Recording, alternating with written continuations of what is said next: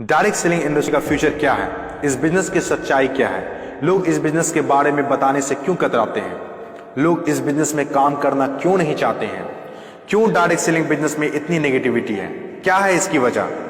Direct selling business आने वाले वक्त का सबसे बड़ा बिजनेस है। क्यों? अगर आज आप दूसरी कंट्रीज को देखें, जो कंट्रीज आज डेवलप्ड है, उन सभी कंट्रीज के अंदर डायरेक्ट सेलिंग बिजनेस का बहुत ज्यादा प्रायोरिटीज दी जाती है, क्योंकि डायरेक्ट सेलिंग बिजनेस लोगों का बिजनेस है और जब तक दुनिया में लोग रहेंगे तब तक ये बिजनेस चलता रहेगा, क्योंकि ये बिजनेस लोगों पर डिपेंडेड है। जब तक लोग खाते रहेंगे, नहाते रहेंगे, कपड़ा पहनते रहेंगे, तब तक ये बिजनेस आपका चलता रहेगा। अपने इंडिया में कुछ लोग इसे फंसने फंसाने का काम बोलते हैं और कुछ लोग ये मानते हैं जिनके पास करने को कोई काम नहीं होता वे लोग ये काम करते हैं। मैं उन सारे लोगों से सहमत हूं, क्योंकि उन लोगों के पास अभी तक इस बिजनेस का प्रॉपर नॉलेज नहीं पहुंच पाई है। ये हम लोगों की जिम्मेदारी है कि इतनी पावरफुल और ब्यूटीफुल इंडस्ट्री के बारे में लोगों को समझाएं। दुनिया में कुछ ऐसे भी काम होते हैं जो लोगों को आसानी से समझ में नहीं आते हैं। एक छोटा सा एग्जांपल देता हूं। हम लोग दिन भर फेसबुक, व्हाट्सएप और यूट्यूब कितना यूज करते हैं और इसके लिए आपसे एक भी पैसा नहीं लिया जाता है।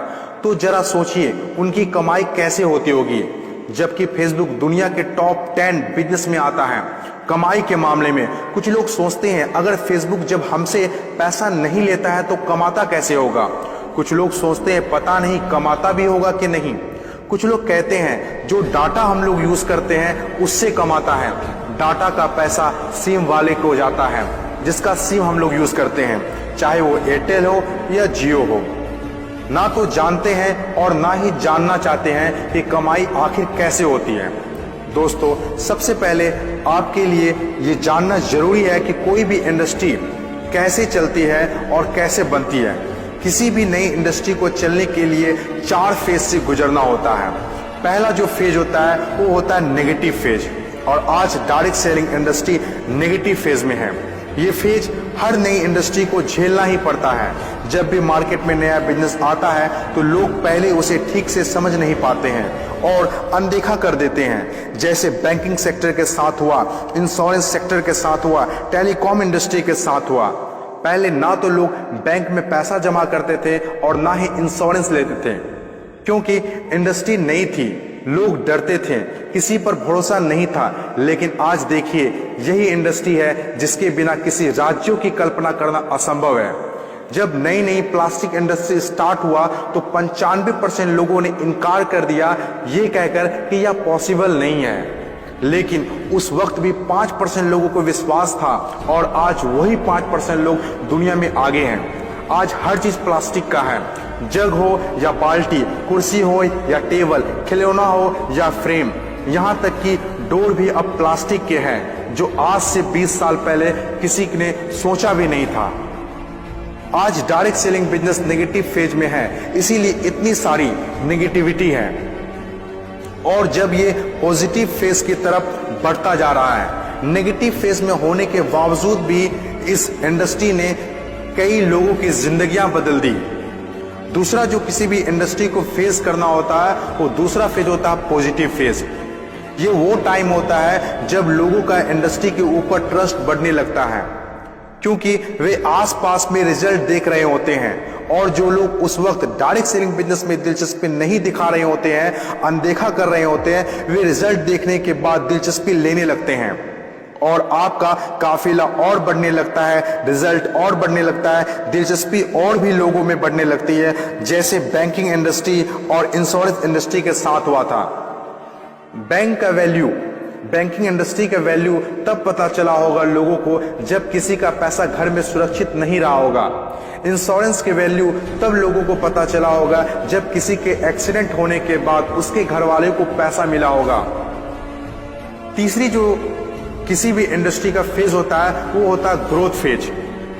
जब एक बार लोगों को इंडस्ट्री पर भरोसा होने लगता है तो उनकी ग्रोथ बहुत तेजी से होने लगती है, क्योंकि ऐसे फेज में लोगों को ज्यादा समझाने की जरूरत नहीं होती है।